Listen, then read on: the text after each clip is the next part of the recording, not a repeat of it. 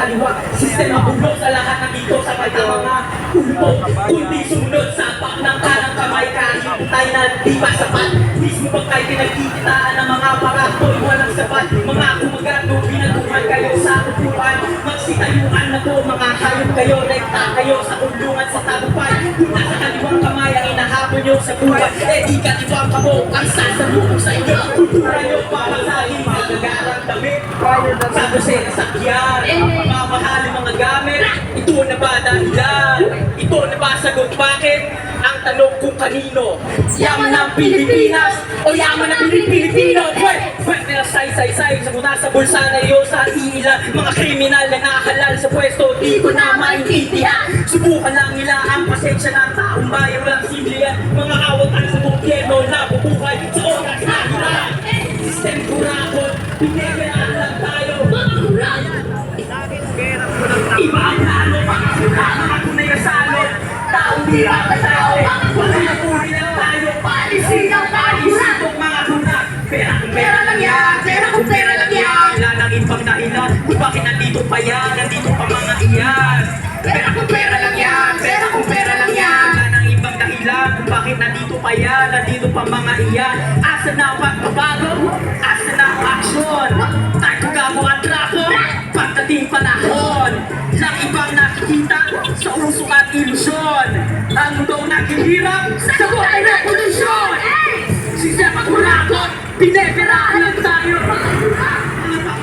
So ito yung kaganapan sa harap ng Supreme Court ng babayan. So medyo marami-rami rin to at ito na nga pinakuran ng kapulisan itong entrance ng Supreme Court ng babayan.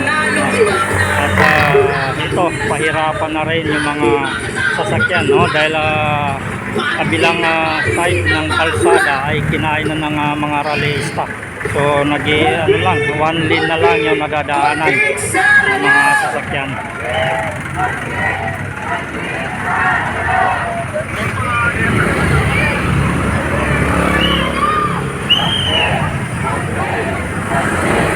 So kung anong panawagan doon sa Senado, ganun din yung panawagan nila dito. At yung mga rallyista doon, so iisa lang, sila pa rin, no? Ito pa rin, sila pa rin lahat nandito. Para ituloy ang paglilinis kay Sara Duterte at siya ay convict. Kaya muli natin isigaw, Sara Linising! Paano magkakaroon na ng katahimikan na itong ating lugar? At katulad nga po ng kanilang piyesa, ano nga po ang tawag natin sa Quran? Ano ang tawag natin yun na nga yung pinupunto dyan, no? No, mga nasa pwesto ng gobyerno na pinupunto dyan. nagpapayaman Lahat naman pwedeng busisiin, pero ba't si Inday Sara lang yung nakatuon yung attention. So billion pa nga, sabi nga nung mga nakakaalam, no, yung confidential pa ng ibang ahensya. Pero may naririnig ba kayo na ganito? Nag-iingay sila sa Senado at saka sa Supreme Court, no? So na nga, wala na to. Talagang lagi na lang tayong ganito. At ayon sa kay TD Casino, no, kanina nagpa-interview sa GMA, so tuloy-tuloy daw yung kanilang pagrarally na ito.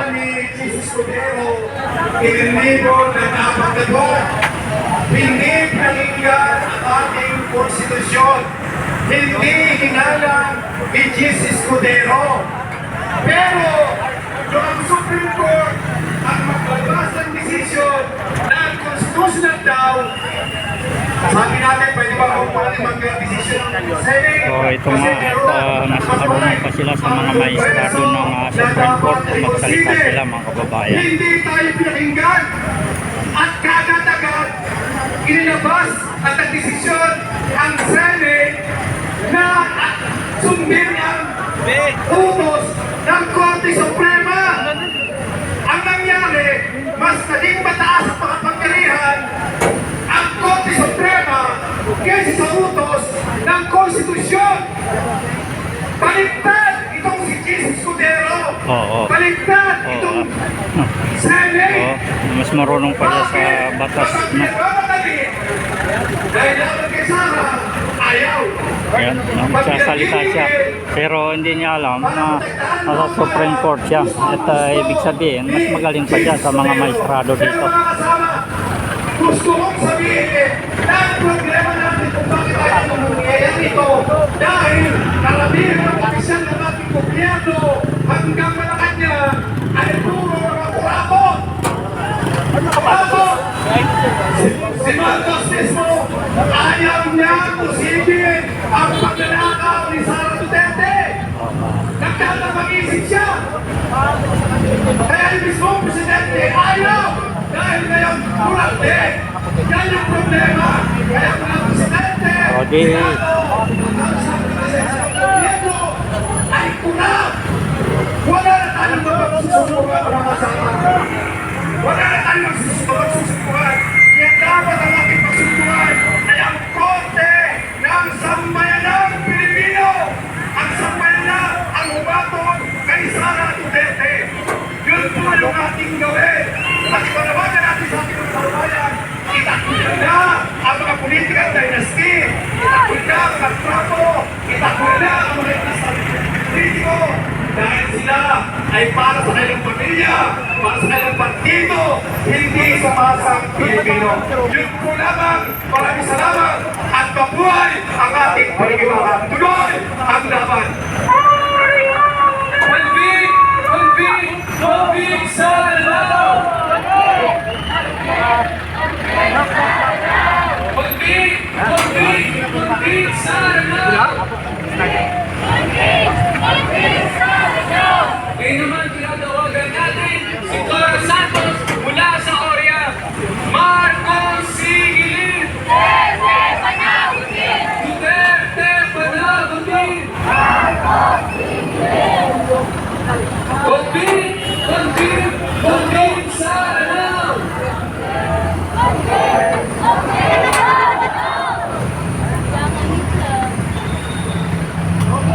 Mula sa Oriang lumalaban, isang mapagpalalang araw sa lahat ng mamamayang lumalaban.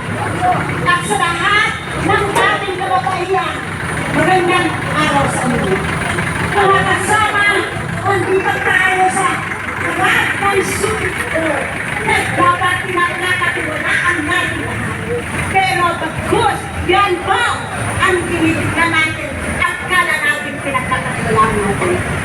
Kami sa kababaihan, kasama ninyo, nakikiisa sa tanawagan na dapat i-convict, impisin ang magnanakaw na si Sara. Bakit? Marami siyang niliskay na kabal ng bayan. Alam niyo mga kasama, nagkakalungkot na dapat ang pondo na yan ay ginamit sa lahat ng mga pangangailangan ng ating mahihirap na kabayan. Marami sa ating awalang hanap buhay. Marami sa ating awalang pagkain. Nagugutom. Sa totoo lang mga kasama, kumaan ako yan sa atin ngayong umaga. Kitang-kita ko ang tunay na kahirapan ng ating mamamayan. Marami po ang mga kakalatan. Talaga nakakaiyak at naiiyak ako kung dahil umaga ang tugon. Dahil bakit ang lalakas ang katapang na mukha ng mga nakaupo na makrustal ng kabalang bayan. Pero tingnan nyo, pumunta kayo sa May Smoky Mountain, pumunta kayo sa Payatas, marami po ang hindi nakakain na mag-alis sa pagkain. Marami po ang pagkakasakit at marami ang nakatira sa tabi-tabi ng daan. Nakakaya ba natin tanggapin yung ganong kalagayan? Hindi po natin sobra na, tama na ang mga kurakot na mga nakaupo, hindi nagsasama. Ang lahat tama sa periodic na lahat na nakapos mula ang tayo ay meron mga nilistay na napondo ng ating bayan. Kaya mga kasama, hindi po tayo titigil. Lahat dapat ng sektor ay magkaisa. Lahat ng organisasyon magkaisa. Magpalakas tayo ng kilusan natin. Magpalawak tayo upang